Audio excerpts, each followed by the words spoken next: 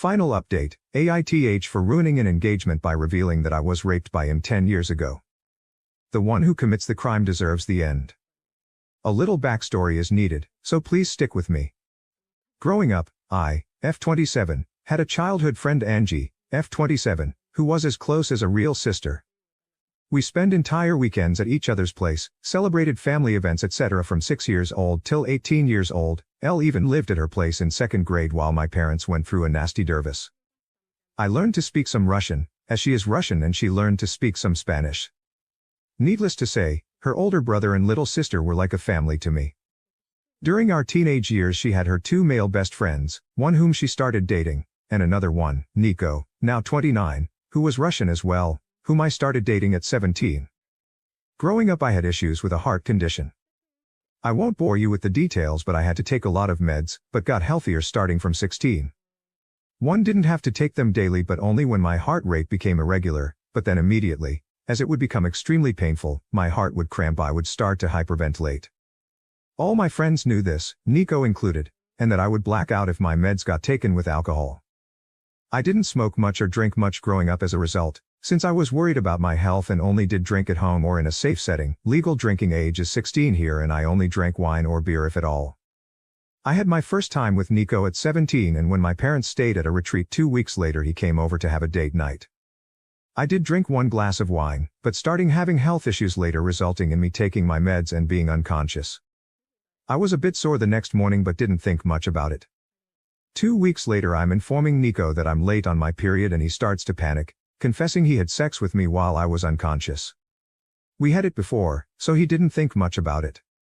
Apparently he didn't have a condom, but since I was on the pill he figured it was alright, and he also didn't come in me, but in a tissue. I felt violated and disgusted by myself. I didn't know how to describe this and only told Angie about it. I was an utter mess for a few years, and wasn't able to have sex again until 2 years later. I didn't remember any of it, but was too ashamed to go to my mom or anybody else. I didn't think of it as rape back then. I was too young to really understand what and how I was violated, and Angie told me it's alright, I should break up if I feel bad about it, but we were in a relationship and did have sex before. I broke up with him the following day, and apparently he cried about his broken heart to her. As Nico and Angie were close and hanging out together a lot, they started dating a few months afterwards and I had to see him every time when visiting her. I told her I'm not able to see him, but she didn't understand where I'm coming from. The contact stopped and we haven't texted or seen each other in years. I still followed her and her family and saw that her brother is expecting his first child. As I was extremely close with her family, I just commented on the Insta post expressing my gratitude when he reached out to me. I missed his wedding, but he wanted to ask if I would be interested in joining the baby shower as it's been years and we've been extremely close before. He told me I was like a third little sister. I just asked if Nico will be attending as well, as Angie and him have been dating for 9 years now, and he said yes. I didn't elaborate much but just expressed that I'll send a small present. He can give me his current address but won't be attending. He kept on pestering me what exactly happened all those years ago and why I'm not in their lives anymore. Angie told her family I'm not able to see her with an ex of mine, but her brother thought there's more behind it. This is when I think I could be the asshole. I told him the truth about what happened back then. And while I didn't know it at 17, I know now that this was rape and I named it as such. I didn't receive any message back from him, but a few days later Angie reached out to me, furious. Nico had planned to propose during the baby shower, but Angie's brother is against it now, having learned why I stopped the contact. She loves Nico and will stay with him, but by doing so, her brother said she is no longer a part of his life, as he doesn't want his little baby girl in the same family as a rapist. Since then I've been getting messages from old school acquaintances, telling me I should have ignored it, and not told anybody. Since I didn't speak up back then I lost the right to do so now, and am a horrible person for ruining somebody's life over some stuff he did 10 years ago when he himself was a child as well. Update 1. First of all, I am immensely thankful for all the people who took the time to not only read through my story, but also comment. I read every single comment and tried to respond to as many as possible. It gave me a little bit of hope of compassion for victims of rape and also the courage to not cave to the backlash I received. Mental update. Reading all the messages defending my choices on speaking up made me realize how insecure I was on what I am allowed to do and how much I was trying to make it right to other people besides myself. This especially included Nico and Angie. All of you are right. If Nico had changed, he would have apologized, reached out, or tried to make amends in some way. Either when word got to him from his brother-in-law or at some earlier point in his life. My former best friend Angie should have been able to feel some sort of compassion if she had any respect for me as a human being or the time we spent together. Her reactions showed that I shouldn't hesitate on my actions. I went to therapy from 21 onwards and thought I moved on from the rape as best as I could, but I realized how ashamed I still am almost 10 years later about an incident that wasn't my fault at all. I was ashamed to speak up back then and afraid that people around me would look differently at me. And somehow I still felt bad about speaking up today, so I trying to own what happened to me now and not apologize for other people's behaviors, especially as they don't even show me respect. What happened since then? I archived every nasty message I got on WhatsApp so I wouldn't have to read them, but would have the proof if needed at a later point. Angie's mom called me the following day of the incident, crying. I shouldn't have answered the phone, but during the 10 years of friendship I saw her as an aunt, almost a second mom. She always joked that while her children would run around the house doing whatever, I would always take the time to drink a tea and talk with her, showing her more love and time than her actual children. While she said she's sorry for what has been and for what I went through as a child, she couldn't believe that I would ruin Angie's happiness over something like that. With Angie's brother refusing to have Nico as part of the family and Angie standing by Nico's side, it's divided their family and she is heartbroken. She has grown to love Nico like family as well and has known him for nothing more than a considerate young man who she knows will make her daughter happy. It wasn't nasty names or angry talk, just a heartbroken mother who faked to acknowledge my pain and saw the fault in me. Angie's mom tried to get me to apologize or to take it back, but I refused as I don't see the fault in me. With everything that has happened, I believe that Nico hasn't changed and is just hiding it better somehow. He can see how people are standing by him and supporting his behavior so he won't have to change. And that is something I didn't want to indulge. Angie's mom not even one used the word rape, and I tried to correct her every time she talked about it. Trying to name it for her to understand better, but she would just start sobbing more and it didn't make sense for us to continue to talk. Angie's mom used to be in contact with mine for some time, and she reached out to her after our talk. I was afraid that my mom would find out, since she's from a more conservative background. We had a long talk and I didn't get to see her, physically, yet, but she apologized for not being there for me or not making me feel like I can talk to her. I tried to calm her as best as I could, but when she asked me if my current partner knows I was used like that, I got angry. She was scared my partner would leave me if he found out, implying it was something that made me less precious or appealing. When she asked me to keep it a secret from our family abroad and in our country, I hung up. She was acting exactly the way I was afraid she would, as if it's something shameful. It was especially hard as I am trying my best to move away from the feeling of shame. She has since apologized, but it's clear that her view of me has changed. I don't yet know how to deal with it, but that's something to worry about in the next few weeks. As some of you suggested, I wrote Angie's brother, Sven, again and apologized for the mess, but I'm glad that it is out in the open and how proud I am that he's defending his family. I asked if his old email is still working as I would just send a gift card. He didn't respond, but I got a message from his wife 2 days ago. She thanked me for speaking up and informing them about Nico. There were apparently had a few moments that made her uncomfortable, some jokes Nico made, and in retrospective she can see why. Sven apparently informed her the moment he got my initial text, and both of them have since seen Angie but not Nico. She refuses to be in the same room or house as him, and same goes to their unborn daughter. Sven and Angie's mom has been at their place multiple times to beg to forgive Nico, and Sven caved a little. Angie and Nico will get married, Sven will attend but his wife will not. He is allowed in the family but not in contact with either Sven's wife or daughter. Those restrictions are not for Angie. Sven was suffering trying to ease his mother's worries and is not able to take a stand and cut them out completely.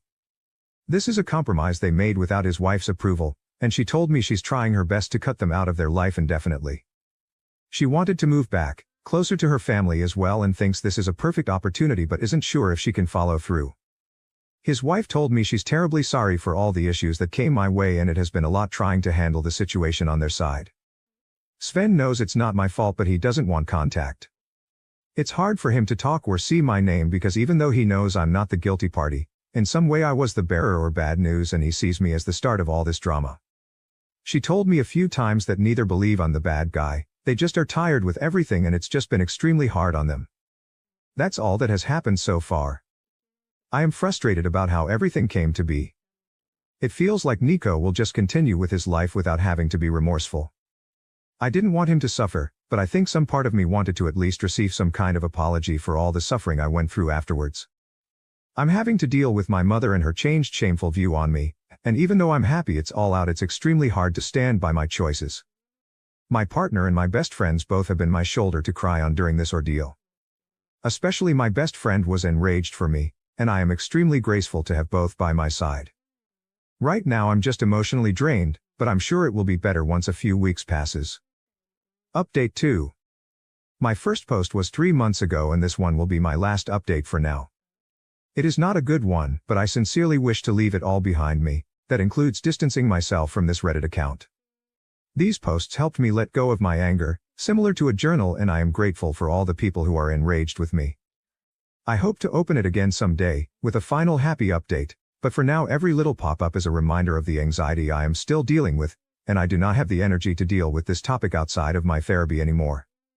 Short summary for those who don't want to read the old post: Nico raped me when I was his girlfriend 10 years ago. I didn't see it as rape back then as I was unconscious. Afterwards I broke up with him. Shortly after, my best friend Angie from elementary school started dating him and they have been together for almost 10 years. I couldn't bear seeing him and cut the contact with her and her family, with whom I was really close. Her brother Sven reached out to me 3 months ago after I left a short congratulation on a pregnancy picture with his wife. He invited me to their baby shower and I declined. After a lot of back and forth about him asking me and being suspicious as to why the contact broke off in the first place and why I refused to be in the same space as his sister's boyfriend, I confessed what happened back when I was 17. Afterwards his family had a huge fight, with him wanting to cut Nico out of their lives for being a rapist and his mom and sister standing by Nico. I was the scapegoat and received a log of hurtful messages from both their friends and former classmates.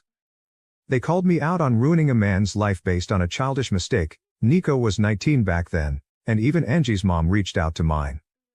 I was left to pick up my life, my mom being more ashamed than understanding, and started therapy again. I removed almost everybody tied to that incident: Sven, Angie, Nico, their family, old classmates, and only kept contact with old classmates who sended me messages of support. Update 2. I work in a very specialized field.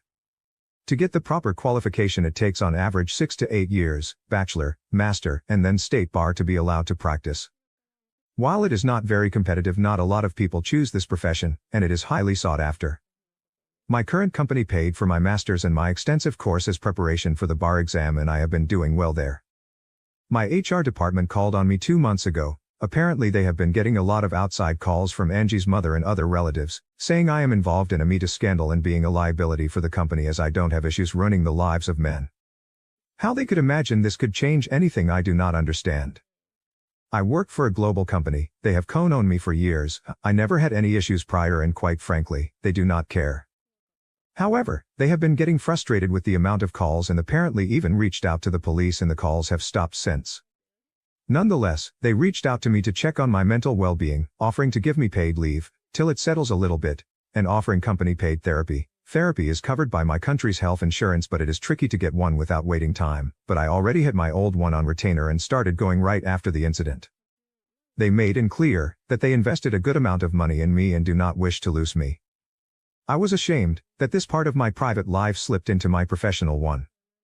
It started to influence the career I worked hard for years to build, and while my company ensured me that it would not affect the workload and clients I'm getting, word got around, and it was clear for my colleagues that I am going through something nasty, and the company does not want to deal with it.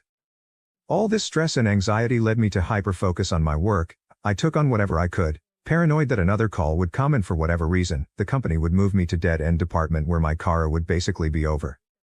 At the same time, I started looking into different companies who would be able to buy me out, as I am tied to my current company for 5 years after graduation. 3 more are left and I got a management position in a rival company with a huge salary jump. I couldn't be happy about it. I was just relieved I wouldn't get the pity looks from my colleagues anymore. I went to the police with all the hateful messages and the HR protocol with the call history and got a restraining order for Angie's mom. Should she contact my new company again, I have a public LinkedIn. It is needed for my job. At least I have some sort of proof that her words hold no meaning. I got asked if I want to pursue the rape but decided against it. It would open the whole ordeal again. I don't have proof, besides Nico and Angie not denying it, and quite honestly was afraid of what it would do to my career.